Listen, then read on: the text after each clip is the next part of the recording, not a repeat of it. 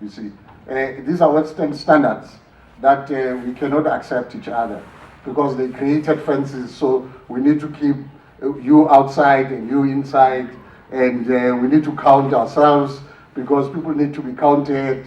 We never counted people. Africans never counted people. We leave. We see you in the morning. Hey, how are you? Which side did you come from the east or from the south?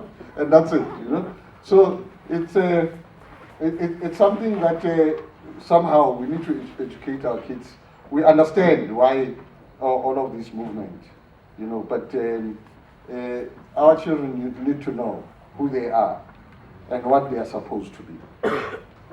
In that note, I just want to now move on and request Deputy Director, I hope he's ready, to come and talk to us about the purpose of the day.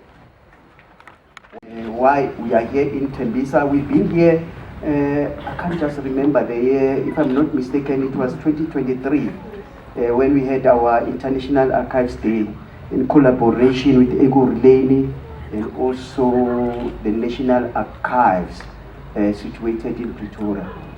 How many of you have been at the National Archives in Pretoria? Or do they know the National Archives in Pretoria? Only two. Okay.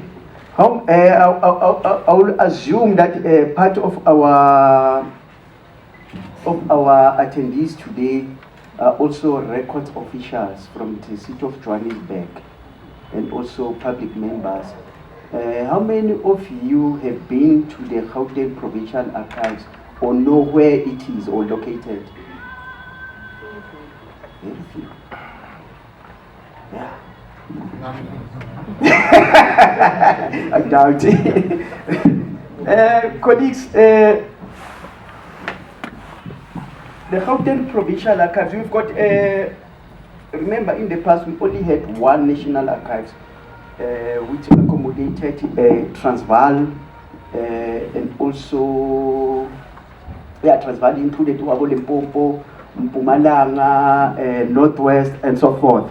So we also had another, we call them regional archives, which was in Free State, another one in Eastern Cape in Tata, and another one, the last one is in Cape Town, where Jan van Riebeeck in 1652 arrived at. So after the democratic dispensation or the new elected democratic government, it decided that no, because the the National Archives at that particular time couldn't cope with the volume of records that were being transferred by government institutions to the provincial archives. So it decided that no, we need to devolve the functions of the provincial archives. So after that decision, there was an act that was promulgated, the new act that we are having, Act number 46 of 1996, which devolved the archival function to the 9 established or newly established provincial provinces. So us as Gauteng, we are the last province to build a provincial archives, which is situated in Kagiso. It was opened by the former Premier, Ubaba David Makura, in 2018. It's in Kagiso, the first of its kind, that is located in a township. All other, except Northwest, because it's in Mafikeng as well, next to the Northwest University. Yeah, I think we are the only two, but all other provincial archives are located in the cities. So we want to bridge the gap between the provincial archives and the communities, so that community can actually own the space of archiving as well. Because in the past there was this discharge between communities and archival institution, hence you don't know what is where the National Archives or the provincial archives are located, but you are familiar with libraries. We work almost the same, but we are not the same, because at the provincial archives we work with static, authentic and reliable records that cannot change. The only copy that you can find at the provincial archive, you must know that you do not have duplicates. You cannot find it in any other province. You will only find it at the provincial archives. here in Gauteng. Once we lose it, you will never find anywhere. So it's not like your deeds record, where you can go to the deed register or office in Pretoria and then ask for a copy or whatsoever. But the records that are being generated by municipalities, they ultimately end up at the Gauteng Provincial Archives. It is very important that we come and engage with the communities so that they can see the importance of provincial archives. What we have also over the years noticed that why there is this particular distance between archival institutions and the communities is that there's nothing that appeals to communities. We as South African communities have got rich histories in terms of our cultures, and also in terms of our arts, drama, and so forth. But that information is not kept at the provincial archives, but in our family records.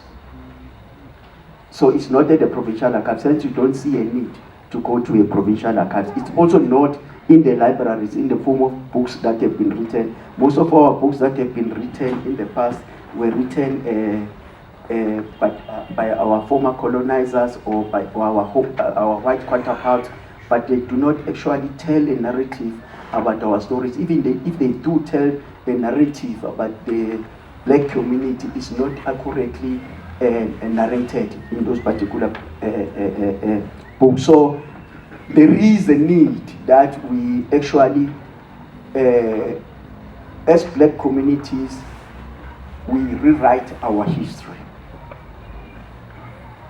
so that it can be kept at the provincial archives. That is what we call deconstruction of the present narrative that we are having. So we've been here during the International Archives in 2023, where I alluded in some to you that we've got certain projects that we have as the provincial archives, which are designed to deconstruct and reconstruct a new narrative about our communities. One of those programs was the Unsung Sporting Heroes, where we indicated that we know that there is a lot of research and documentation that has been done by our political past. But now we are shifting the focus so that, remember, we are more, as a provincial archives, we are more about social cohesion. We don't want to divide the communities or to reopen the wounds of the past. So we took a different direction to say that how do we move forward and do social cohesion in our terrible past. Hence we decided that our theme will be unsung sporting heroes and heroines. So we are going to document those people who have played a major role but were systematically marginalized by the apartheid era. They could not participate in international arenas and so forth, partly because of the segregation policy of the apartheid government. So those were the people that we're targeting in terms of our unsung sporting heroes and heroines. So we've documented some of them and we've done exhibition of their work and so forth. Like for instance, recently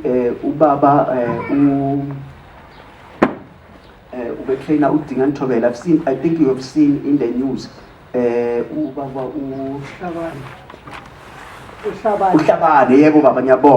he was honored by President Ramaphosa. We have documented Uhlabane. We had him during our Unsung Sporting Heroes project exhibition around sometime in March early this year.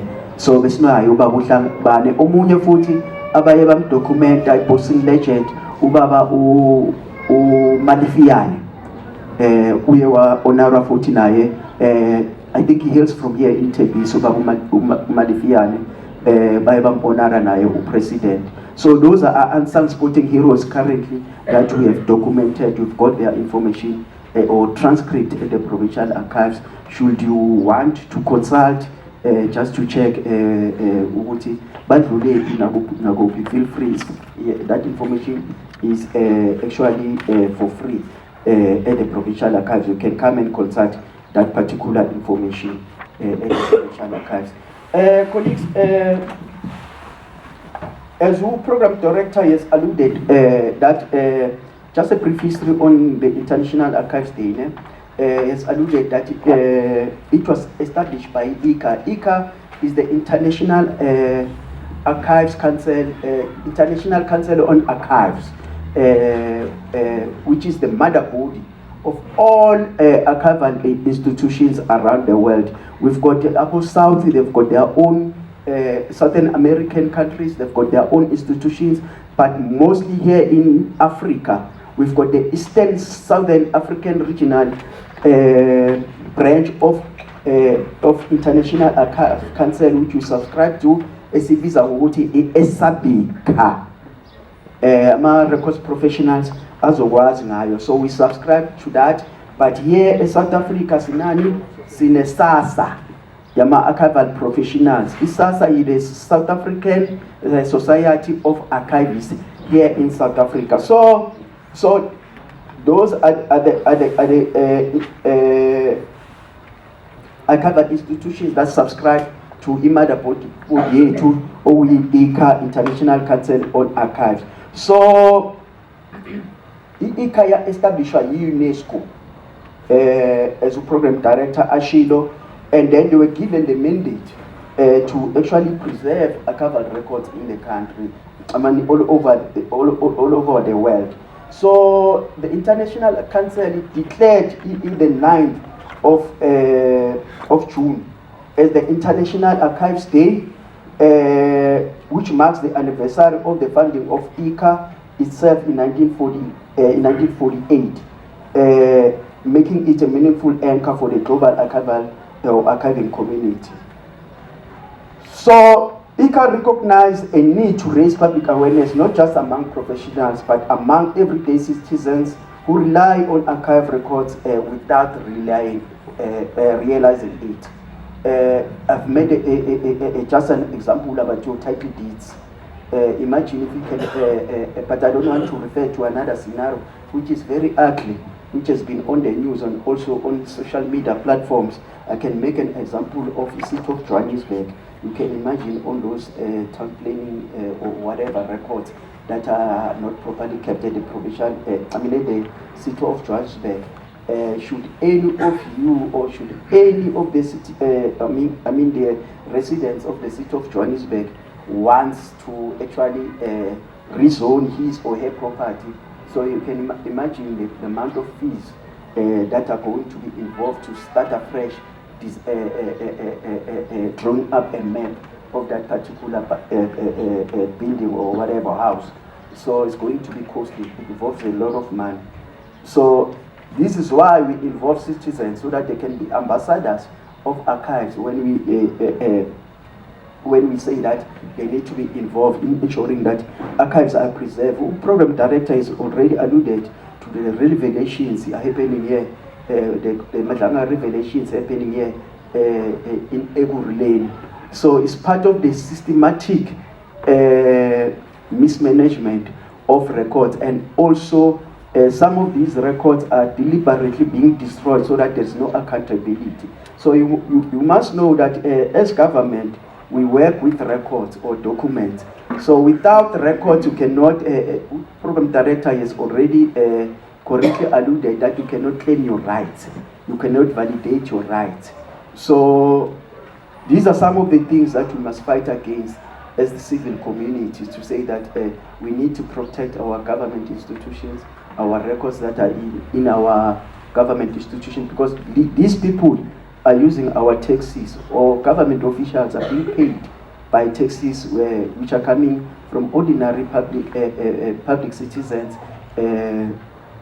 to as us, as I'm standing here also, I'm a public official, I'm being paid by the taxes, so I must make sure that I become accountable, not to my political principal, but to the public who are paying the taxes that pay us our salaries. So the 9th of June is a global observance dedicated to the professional and institution that preserve records of human experience. It's a day to recognize that without archives, we lose our collective memory, legal rights, as I've alluded, becomes unprotected. History gets rewritten, as I've alluded, with our earlier storytelling, and government go unaccountable. The case of the city of Johannesburg and the revelations of Madlanga. Why do archives matter? Archives are easy to overlook until you need them. And they suddenly matter enormously. Why? Because they protect your legal rights, land ownership, the restitution of land. If the apartheid government, because we know that they even tried to destroy some of the records, about 9,000 records or 90,000 records that were destroyed by the apartheid government in order to conceal their atrocities during the apartheid era, because they knew that some of these records, if they were kept, they were going to actually put them in jail, because we call archives documents that move and speaks volumes. Hence, most of the people do not want to associate themselves with archives, because they know that in future, if you keep that record, it's a trail. It will come and bite you and put you in jail. So they are being destroyed deliberately to conceal that, so that people don't account. Hence, it's protect your land ownership. I've mentioned the Restitution Act, and some of our people have benefited out of that land restitution, even though some of them also sold those lands that they've been brought them back, instead of leasing the land to those who want to use it, so that it becomes yours permanently. But that is the lack of knowledge. And then also citizenship.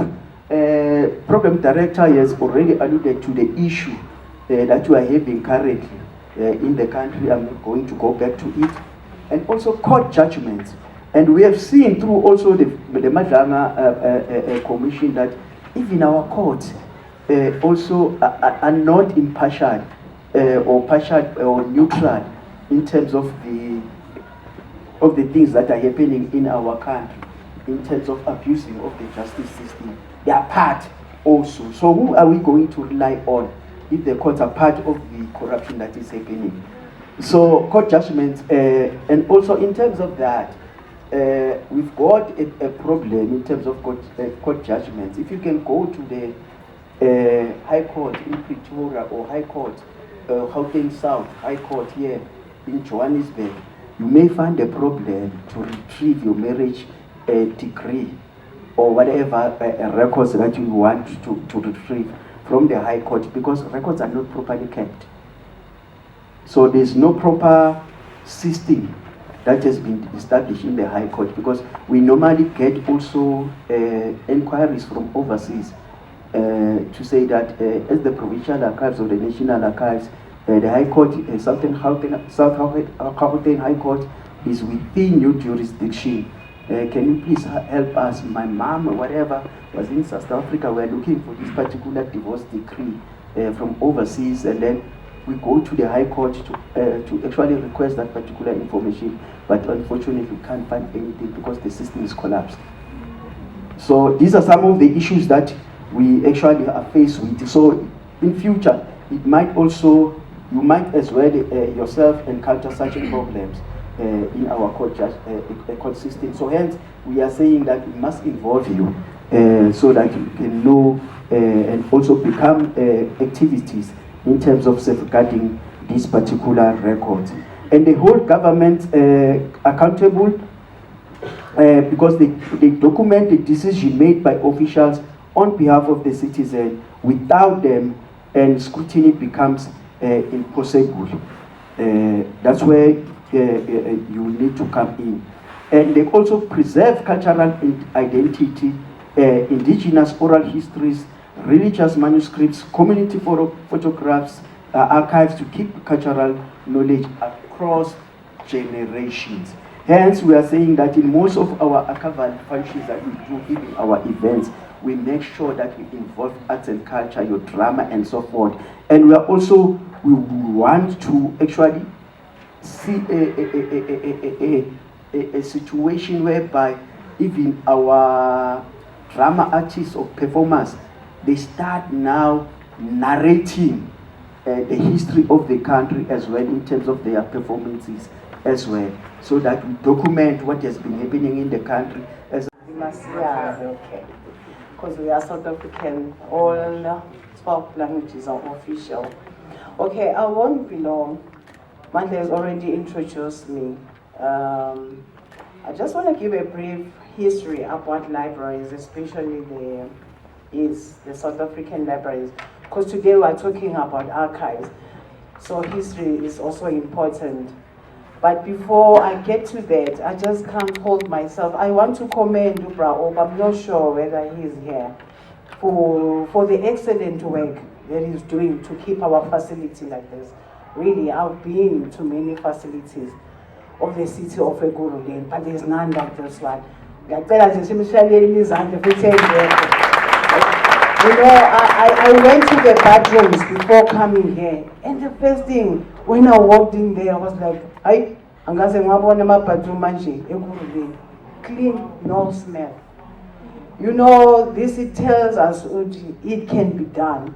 If this is misel, you understand? If this is misel, because abantu abasebenzayo akusiyona machines but abantu, and also the management also plays a big role.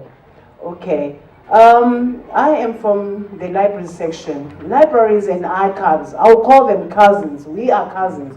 Why do I say we are cousins? Because we are all about information, providing access to information. We are gateways to information, to knowledge, as my counterpart Usizwe has already mentioned. Mr. Mbuyes. I call him Usizwe because we come a long way. Before joining Ekurhuleni, I was with Province for many years. They're still not sure now whether they still think I belong to a province. That's where I started working when I came here to Gauteng. So yes, so that's why I say we call ourselves cousins. And also when you study, I'm not sure, it's not separate. You do a degree, one degree, it's just that you specialize also when you come to honors. But the undergrad, you do one degree. It's everywhere, the University of Western Cape, UKZN, those are some of the institutions that offer a degree in library science. So yes, that's why we say we are cousins. And wherever we are placed, also a provincial, it's one directorate. It's libraries as well as archives. Okay, I said I just want to give a brief history about libraries.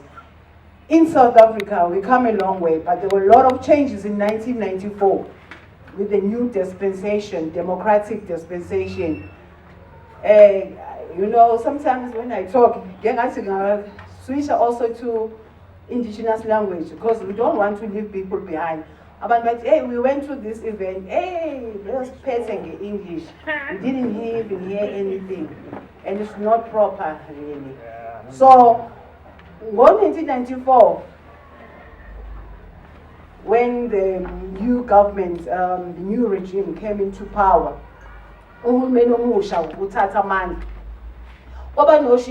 libraries. Okay? There was a constitution. We know in the Bayer constitution, our South African constitution. So there were also a lot of changes with the libraries. Affects our libraries.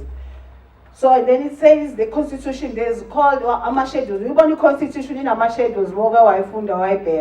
There is Schedule 5, Part A. The Schedule 5, Part A, OT, public libraries, library omphakathi wonke, ngaphandle kwama-national library. Sina i-National Library ePretoria, and then enye is a Cape Town. Onke ama-public library angaphansi kuka-hulumeni wesifunda, ngaphansi kwe-provincial government. Yeah?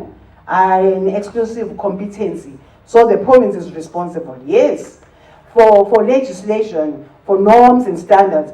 But the facilities, the staff is with the local government. So there's also legislations, because in government there must be legislations.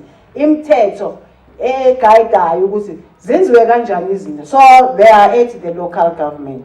But the funding the norms and standards, the legislation. We do have a Gauteng provincial information and information library and information services act. And fortunately, it was promulgated while I was still in province in 2014. So, here we guide with our library as a Gauteng asebenze kanjani. Okay. Right, can we move on now? I just want to talk about the libraries at Ekurhuleni. We have had maybe talk about strategies. This is what we do as libraries at Ekurhuleni. We promote ukufunda, ukuthi abantu bakwazi ukufunda. We build skills for future. We talk about skills development, writing, poetry. We have all slam poetry abanye participate. We support education. You know, we also talk about our SDGs, our sustainable development goals. So, we say SDG 4, it talks about education. We play also a very big role there. Because abantu baga education, they are part of the information. They come to our libraries. We also assist them with the homework. Homework. My library, bafundiswe, abenza ma storytelling, attend. So that's why we say we support education at all levels, from ECD up to a university.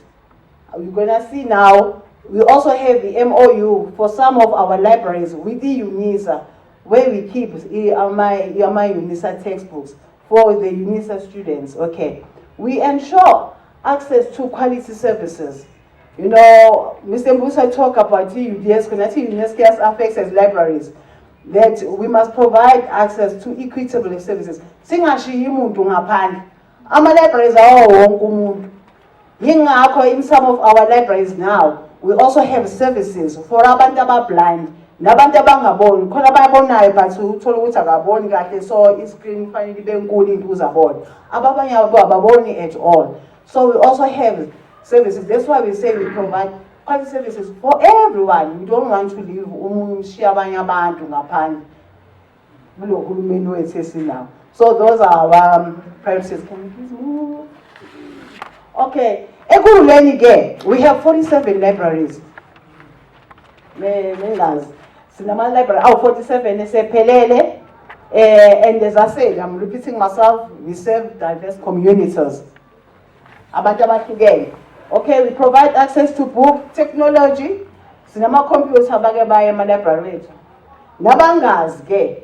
Today, I hope once you have heard this, you will be motivated with I am a library. Because my library, there's this Eurocentric approach with my library. And those are abantu abafundileyo. Library akusiwona abantu abafundileyo phela. Wonke umuntu ziningi izinto ongazithola e-library. Kangaba nogogo bayasivakashela kwabanye ama-library. Banama-programs wabo. Akusiwona ukuthi hayi abantu into zama-library into zabani. Hayi abafunda isikole uyaphi e-library wena. Asikho isidingo salokho. Okay, we offer free internet, though I know we have some glitches with that. Because sometimes it's down, people that this is when you see.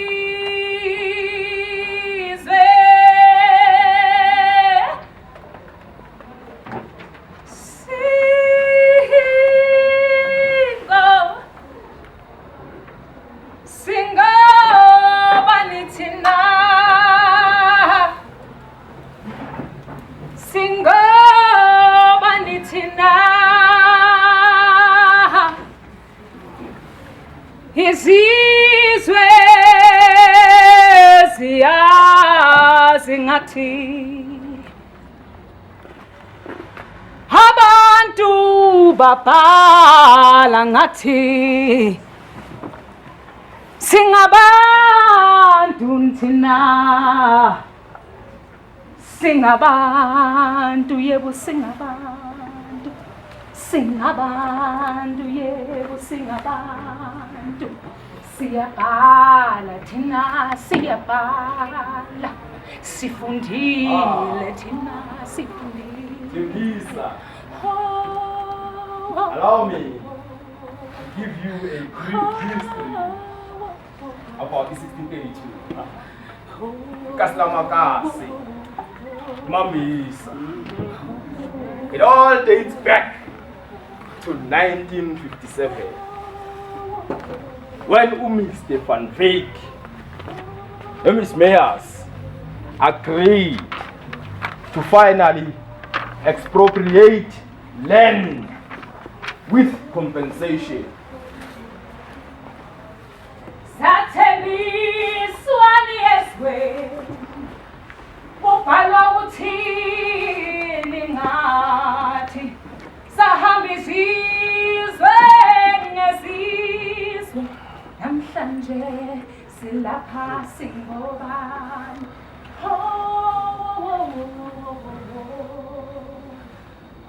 Before our footprints shaped the footpath, before this land had a name, before the echo of the promises set the tempo of our heartbeats, there was Tamahansi, which later changed to Ekurhuleni. Then there was Mahulana Primary School, where the first children went to school carrying hopes and dreams in their sack bags, where congregations gathered before churches had walls. That is exactly where Tembisa learned how to become a township.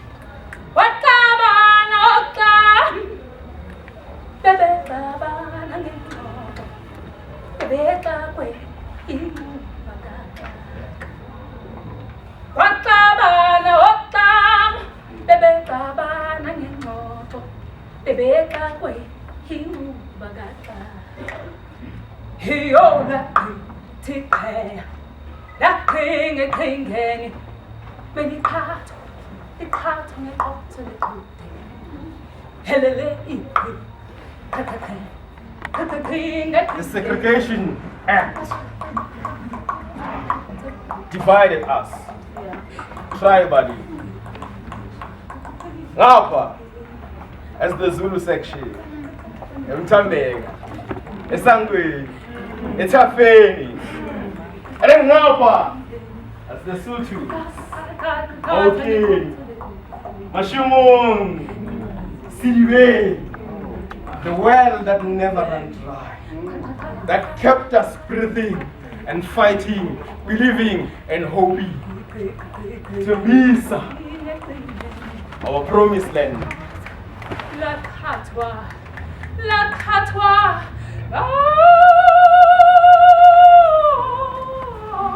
In 1973, when the Afrikaners decided that Africans should be here on our tongues, then Prime Mazibuko asked, Niti, why should the language of our oppressors become the language of our dreams? Then the classroom erupted.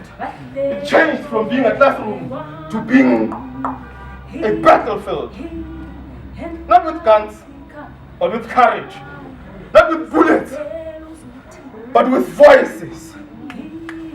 And in 1976, on the 16th, Soweto rised up.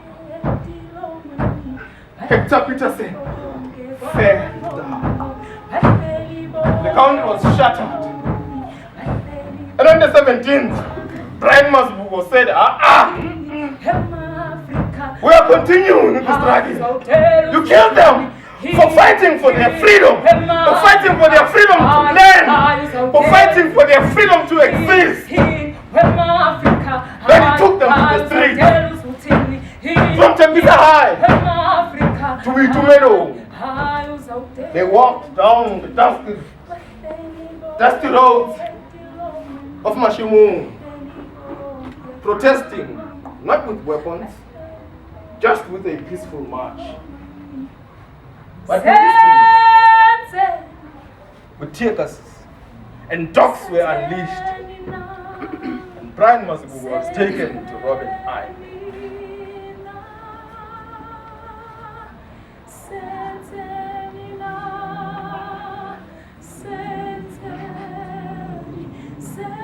had churches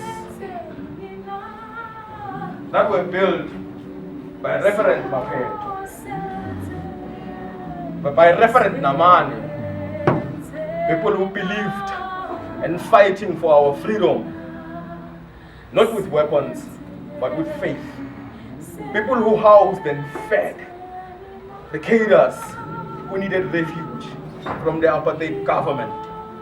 People who have never missed court cases of those political fighters who were imprisoned.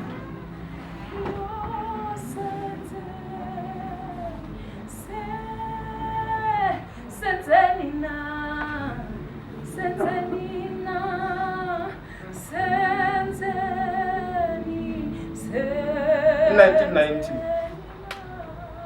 Nelson Mandela was released. ANC was unbanned. Then Nkrumah Phethwe came back home from exile. He was the chairman of ANC. He fought for us to get liberation. Segregation Act got the impact during those times, because now we also had IFP and ANC, so we had political wars. They had comrades on the ground, and those wars teared Tembisa apart. The year 1993 was the worst year to be in Tembisa. We had toasters who were toasting each and every one that they came across. We had Esther who was leading the toasters, who has wounded the community, who has had each and every one who was here during those times. Reverend Namani died. He was killed in 1993. And also the leader of Toasters, who is there, died. But Tembisa was too wounded to forgive. They went to Ekurhuleni and they dug up his body. They took it to Endayeni. They shot his corpse and they burned his corpse. That's how enraged they were. And finally, 1994 came. Tembisa got to breathe again. Got our peace. We walked through straight line, not forgetting Reverend Namani. As we walked through Okmoro, saying down to Nkrumah Phethwe, not forgetting you main line, when our friend Mazibu. You guys were the figures that led us to the promised land. Tembisa, what were we promised? And here we are, saying we are living the dream of Tembisa. We are in the promised land. We are echoing our voices to the entire continent. Moses Molelekoa, we still feel your rhythm, your echoes. Our heartbeats will never forget where we come from. This is my Tembisa.